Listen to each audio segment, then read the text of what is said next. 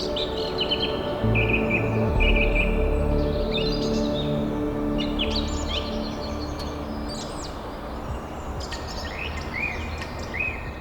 I'm Tetsuto Miyashita. I'm a new research scientist at the Canadian Museum of Nature.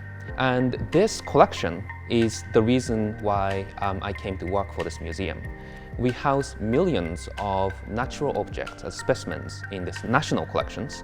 Each one of them is a precious piece of Canada's natural heritage, and each one of those pieces tells an important story of how we got here as a tiny branch in the massive tree of life. So here in paleobiology, we provide a temporary home to more than 5,000 fossil specimens that came from the territory of Nunavut.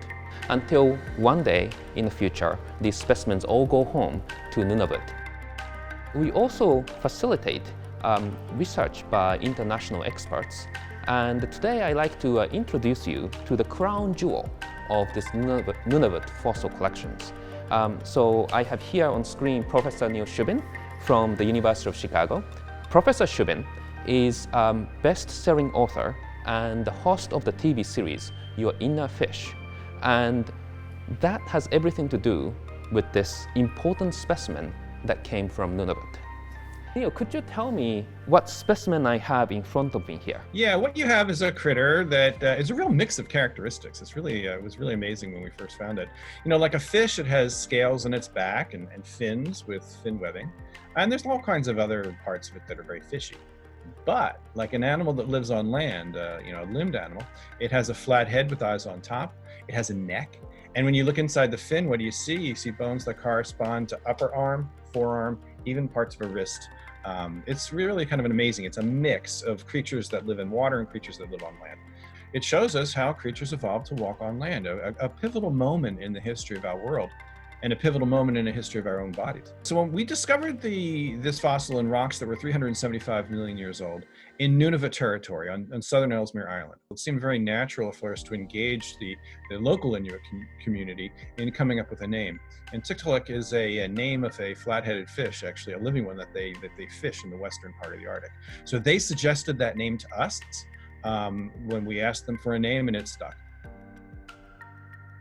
Now I'm just switching to Dr. Tom Stewart, who is a postdoctoral scientist at the University of Chicago working with Neil Shubin. And he just published this important new findings about Tiktaalik. One of the classic problems in vertebrate evolution is the origin of the hand, how the fin evolved into a limb. And so having the opportunity to study that problem was really exciting to me.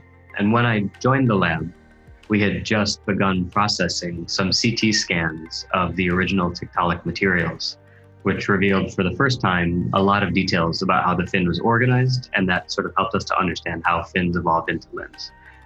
So did Tiktaalik have hand? It's a great question. Usually people call things a hand if it has clear fingers and no fin web. So the fin web is a part of the skeleton that's composed of a certain type of skeleton called dermal fin rays. And Tiktaalik had both dermal fin rays at the tip, and no clear fingers like that at the end. So if you were to ask me, I would say no, it didn't. But people have their own opinions on how to define these things.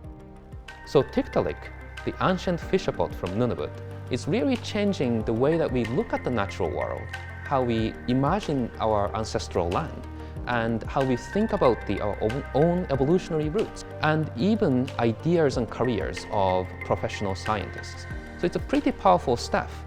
And we are very happy to have this creature with us in the collections right now, but we are really looking forward to that day in the future when this amazing fossil makes its return to the ancient homeland in Nunavut.